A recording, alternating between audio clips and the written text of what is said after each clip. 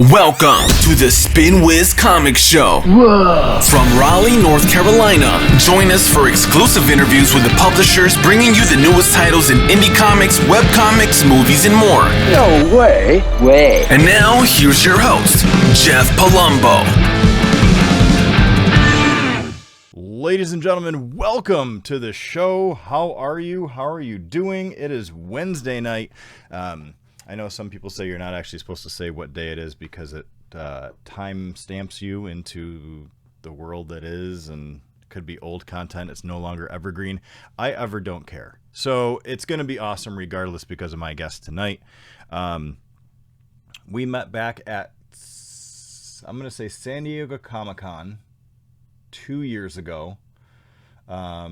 She was in small press on the right hand side, halfway in between all of literally in the middle, and then in the middle of the middle on to the far right. I think she was like two lanes over from the middle, one lane over from the middle on the right. I got to meet her and her husband, both amazing people.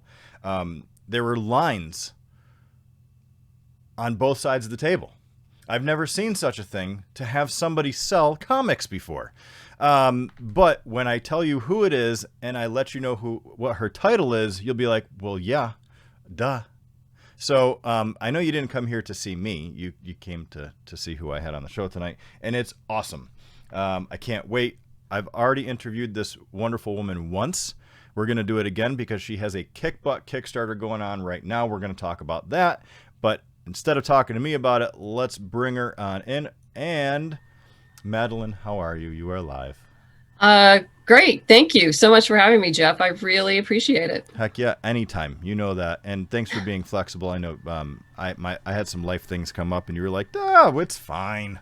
And that's just more awesomeness about you. But was I correct in when we met and where you were?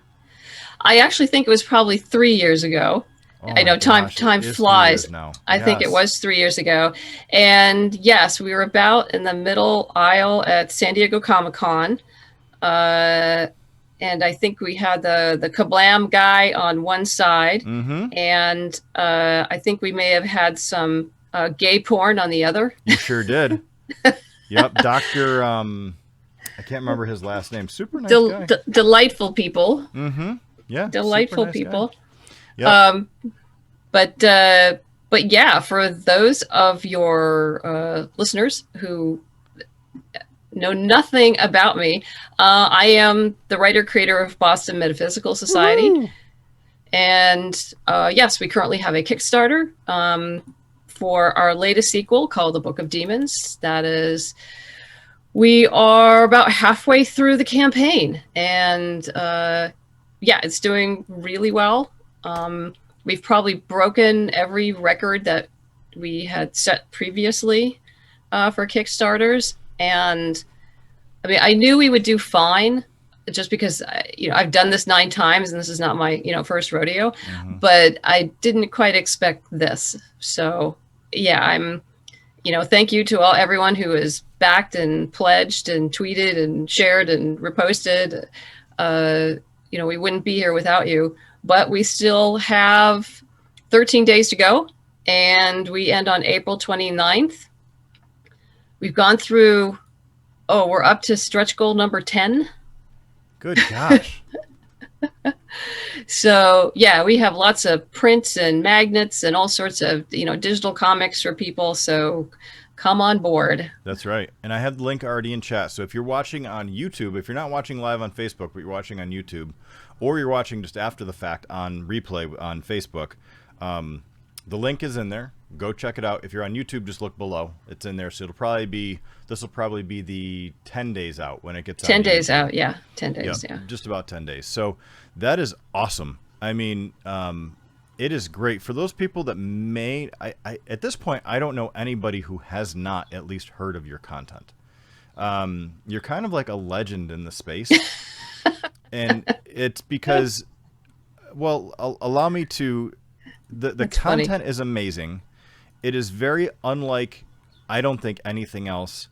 But I think when people meet you at shows, they instantly gravitate to wanting to buy your stuff because they like you so much. Well, that's very generous. Thank you so much Yeah, for, I don't give that for out saying all that. the time, for sure. But for those that haven't, do you want to jump in just real quick to give them a very Sure, quick sure. synopsis? The general premise of the series is about an ex-Pinkerton detective, a spirit photographer, and a genius scientist who battle supernatural forces in late 1800s Boston. We started with a 6-issue miniseries that went to trade paperback. The artist on that was Emily Hugh. And then Emily, bless her heart, stayed with us, got it done, and then moved on to bigger and better. And I brought on Gwen Tavares for the sequels. And Gwen has been with me now for the past 3 and now 4 sequels. The fourth one she did as well. Marvelous artists. Both women were incredible to work with. And about a year and a half ago, the trade was picked up by Source Point Press. Mm-hmm. So we are now we've been in comic book stores now for a little over a year. And they've also picked up the sequels. So the first sequel, The Scourge of the Mechanical Men, can be ordered through Diamond right now. It kind of overlaps with the Kickstarter. And The Spirit of Rebellion, I believe, will be available next month to pre-order. So you'll hear more about that from me after the Kickstarter's over. Yeah, make sure you tag me in it so I can share it for everybody. Okay, sure. Because I'm more than happy to do that. And you are also on Spinwiz Comics.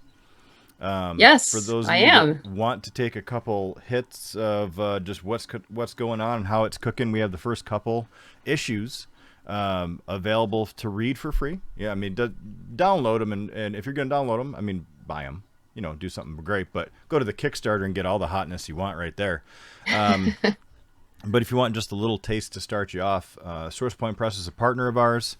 And we moved everything over when Source Point Press picked everything up, and we are helping to promote as well. So that's one of the reasons why Madeliene is with us. But we were partners even before that kind of went through. Yeah. So no, that's true. That's true. Yep. And then we just kind of transitioned everything over when that happened, which was great. So and Source Point, what a great crew. Absolutely. I'm so glad I waited for, the right publisher to come along. And I had known Travis originally through Facebook, and also Bob Sally, who's with Source Point. Mm-hmm. And, I finally met them at the Boston Comic-Con. This must have been like 5-6 years ago now. And we just, got along, really well, and helped promote each other on Kickstarter and shared digital comics, and just all kind of grew together. And it was, almost 2 years now that Bob Sally contacted me and said, he goes, I think you should be part of the team. He goes, go talk to Travis. I really think you should be part of the Source Point team. I want you on the team. I'm like, okay, Bob. I'll go do that, Bob. Yes. And so we did, and Travis talked, and we figured it all out, and it's worked out really well. And, I have nothing but great things to say about them. They, when the pandemic started and comic book stores shut down and no one knew what was going to happen, they really thought outside of the box and reorganized, and they are coming out of this stronger than they were before. So, I have to hand it to, everyone who was part of the management team, who really, just did an outstanding job of making sure that we all continue forward. Mm-hmm. And it's pretty exciting. Yeah. I don't think him or Josh sleep. I don't think so either. Yeah. Not that Josh, I sleep Josh, much, but yeah, Josh is amazing. I mean, yeah, Josh, he's started to automate some of his tasks. So I think that's made life a little bit easier for him, but yeah, he still has a lot on his plate. Yeah, he's got a ton. Those guys, I try to get in touch with them. I'm like, do you think we can talk next month? Can you pencil me in a month from now for 10 minutes? And they're like, yeah. And it just, again, they're crushing it. They're looking at it from different avenues. Yeah. And they're just, I'm so happy you're with them, because again, I met Travis probably 4 years ago, I met Travis from Bob. Okay. So I actually knew Bob first, and it kind of like what you happened. He didn't really say, you know, as I started talking to Bob, he's like, you really need to talk to Travis about all the stuff you're doing. And that's how Travis and Josh and I got together and started talking. So it all works out the way it's supposed to. Yeah. And I think I met, it was both Bob and Travis on Facebook, you know, I think about the same time. And they were mostly, you know, they started out pretty much just doing horror comics. Yes. And then have expanded, but their horror comics are still, you know, amazing. And yeah, so we all just kind of grew together. You know, Bob ran some Kickstarters. I don't think he's really doing that anymore. He's just focusing on, you know, getting work out and working through SourcePoint and advertising his new, like his Broken Gargoyles, which is amazing. Yep. But yeah, I don't blame him for staying away from Kickstarter. It sucks away your life. Yeah, for months at a time. Yeah. Because all the prep and then the Kickstarter and then the after, like filling in all of the orders and all that stuff, like it's a lot of time. I think people that are just jumping in, do you want to give any insight as to what they're about to go up against? I mean, honestly, you could teach its own course. Well, I actually have. Oh, well, I have. I actually have. You know, I have a book out, right, called Kickstarter for the Independent Creator. No, but I'm going to go find it. Is it on Amazon? Yes, it is. Right. Look for the one with the green cover because that's the second edition. And I do update that every year after I finish a campaign because Kickstarter and crowdfunding is constantly evolving.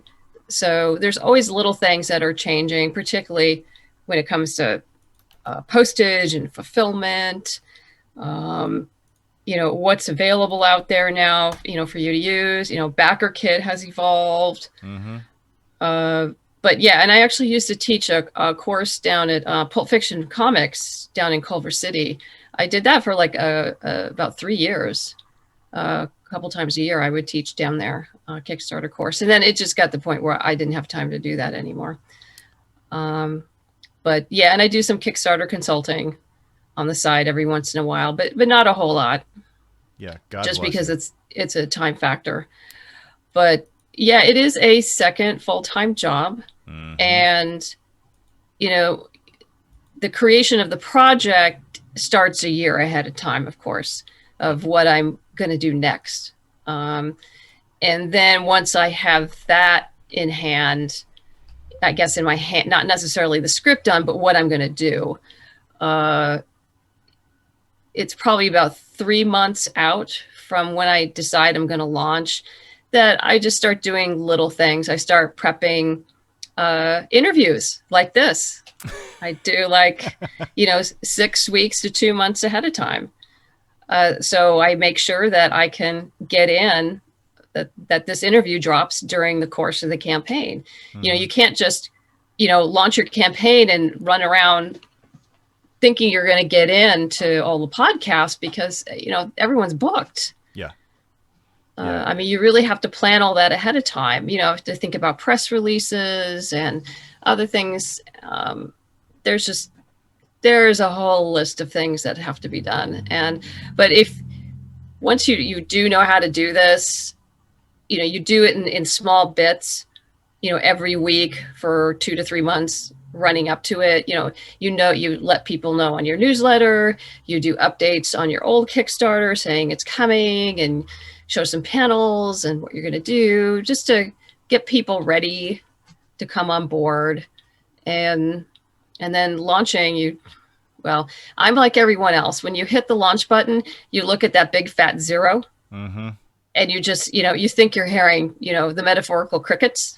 Yeah, for sure. And then I just say to myself, okay, it's time to go to work. Start sending the emails out, start posting on social media. And I rotate between, I'll do like 4 or 5 posts on Facebook, and then I'll go to Twitter and Instagram just so I make sure that I don't end up in Facebook jail. Yeah. I never do. Yeah, I never do carpet blanking on Facebook. One, because it's ineffectual, and I tend to only post on groups that are active. Mm-hmm. So my posting tends to be more strategic. Yeah. Because also people tend to get snowblind if you do it too much. Yes. They're just like, oh, I've seen this before. I've seen this before. I've seen this before. Yeah. You know, Or they I'm post tired. 9 times in 9 different groups at the same time, and it just pulls up a wall of the same post 9 times in your Facebook feed. Yeah. And I'm like, ugh. I mean, the Kickstarter stuff I'm not good at. I mean, granted, I did it 9 years ago now. Mm-hmm. So it's a little bit different, as you well know, than it was 9 years ago. But Yeah. from the marketing and promotion and stuff like that, I've tried to help some people out. And I'm like, you might want to not do it that way. Like, I'm not a Kickstarter professional, but I am a marketing professional. And I can help you with how that works. But, you know, some people just want to do as they want to do. Yeah. Well, I'm also fortunate in that because the comic itself has steampunk elements, it's alternate history, and has, you know, some of those fun, fantastical elements that I not only do Comic Cons, but I also do steampunk conventions. Mm-hmm. And so when I'm posting in groups, I'll post in a couple comic groups, and then I post in a couple of steampunk groups. And so those people generally don't overlap. Right. And that's not going to come up in everybody's Facebook feed. So right, that's true. Yeah, but Yeah, I think you're doing it right. I mean, you're pinpointing where you want it to go. Like, yeah. Instead of a blast, you're doing an arrow and hitting the bullseye. Instead of a shotgun blast and just trying to put it everywhere it's possible. Yeah, and you know, and that was a learned skill. I mean, I did the shotgun approach when I first started. Sure. Absolutely, because I didn't know any better. And then I just started realizing, I started like, well, there's no activity in this group. I'm wasting my time, and who wants to end up in Facebook jail in the middle of a Kickstarter campaign? That's kind of a disaster. Bad news. Yeah. Well, and now you're crushing it. Just so everybody knows, I know we kind of spoke about it. I'm going to refresh the page just to see if it went up while we were talking. 657 backers right now. 13 days to go. Again, if it's on YouTube, it's probably 10 days to go. $22,221. Yeah. Out of a goal of 4,200. Yes. So your zero wasn't on the page for long. No. How many hours this time? 6 hours. Whew. Good gosh. And how long after you sent your email out did it trigger that, or were people just ready because you had already prepped them for 2 weeks? People were ready, and also Kickstarter sends out their own blast. So anyone who is following you will be notified from Kickstarter that you launched. Anybody who is following that particular, your particular campaign will get a blast. So no, Kickstarter helps out a lot there. So the first email people are going to get are probably from Kickstarter, because I can't move that fast, because their software, you hit the launch button and the software just goes. Mm-hmm. And but then it's just talking to people and taking different marketing approaches, and so it's a long haul, but it is kind of nice to be in this position. Oh yeah, I mean, yes, 100%. And since this is coming from somebody who has done one and failed at it miserably, yes, yeah. People ask me if I'm going to get into publishing again, and I'm like, and they're like, well, if you do, will you get into Kickstarter? I'm like, nope. I don't. Well, I failed. I failed my first one spectacularly. Did you really? Oh yeah, the very first one. I shouldn't say spectacularly, in that it wasn't well thought out, and I thought I knew enough to do what I was doing, and I didn't. But we had the deal was that we had already done the first 3 issues. We had self-funded the first 3 issues. So we figured, okay, we had really good views on our website because we had originally launched it as a webcomic. And if we get just even 5% of the views that I was getting, those people who are reading it online, I mean, just 5%, it would have funded us like halfway. Mm-hmm. But what I learned is that those people didn't spend any money at all. Right. But we did well enough. We had over 200 backers and made over $7,000 on a comic and a person no one had ever heard of before. Mm-hmm. So when I say we, that includes my husband, because he's got to deal with me during all of this. and we talk about it, what's going on. So we said, okay, this isn't bad, but what it's telling us is it's giving us a historical precedent of what we can raise. So what we did was break it down into smaller parts and say, like, okay, this is just going to be to print issue number 3. And if we hit stretch goals, we'll print issue number 4. And so that's what we did. And we were funded in 24 hours. Wow. But we had brought the funding goal way, way down. But we knew we had the backers, enough backers to do that. Mm-hmm.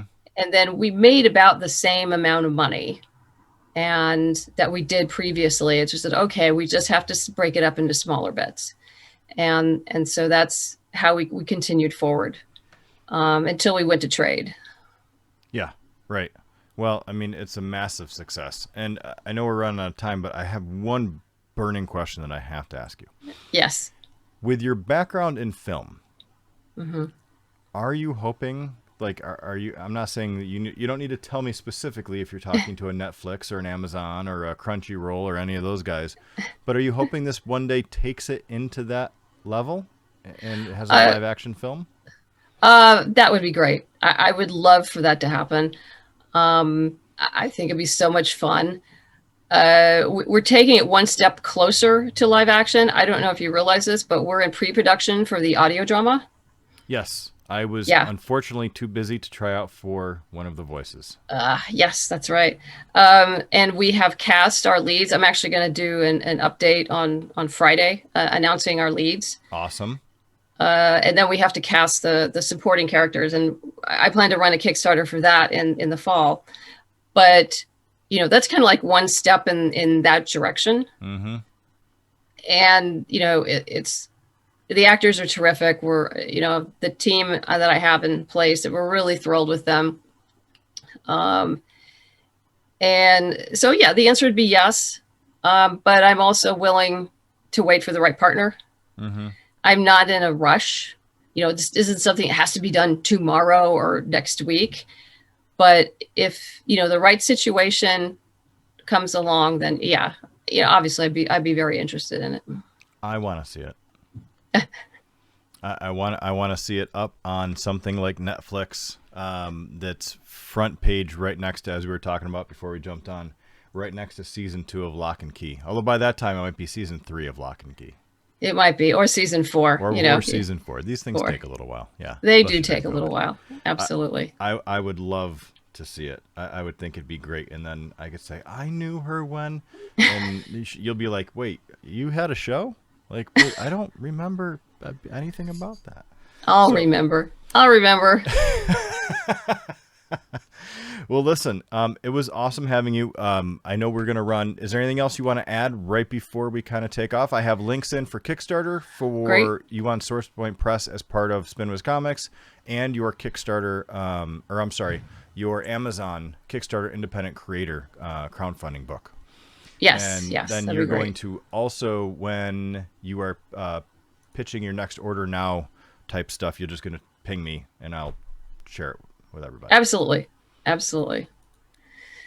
Anything else you want to? I think that's it. I think that's all it in a nutshell. Okay. Thank you very much for taking the time for having me on the show. I appreciate it. Oh, heck yeah, always. I mean, my door and my digital door is always open. Anytime you want to talk. I might actually ask you to be on another panel of, it has come to, people have kind of approached me as to, from the gaming world, what it's like to have females that are in, and women that are extremely popular and do a great job at what they do and are super professional in the gaming world, and to host kind of an event with that. I'm hoping to do that for the comic world as well. And I would Okay. love to have you on that panel if you would ever like to do it. I'd love to. That'd be wonderful. Thank you. Yeah. Oh, I mean, you'd be the first person I call. Okay.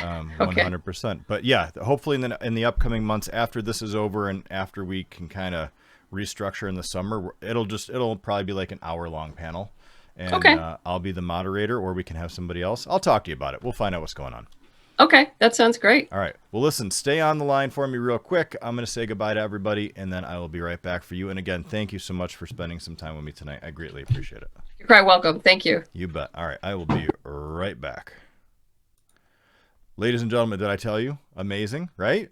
I told you. Like, I know you were here. You're just like, I know she's amazing. I already know who she is. And I'm like, I know, but I don't get to talk to her much. She's a very busy woman. She's cranking through content like crazy. And I'm sort of busy myself a little bit here and there. So, listen, y'all, thanks for being here. I know I haven't been doing as many of these as I used to. Life has been a little insane right now, but when I do them, I bring the heat, just like Madeliene. And I'm super happy that she was here tonight. So, again, make sure you check out all her stuff. All the links are right there. If you're on YouTube, they're all below. You can also find her content on our app, which is our SpinWiz app, which is on iOS and Android. And if you love it, buy it. But in the meantime, go to the Kickstarter and kick it. That's all you got to do. Hook our people up, will you? And we will see you all again soon. So have a wonderful night. Hope everybody's doing well on your side, and we'll talk to you again soon. Have a good one. Later.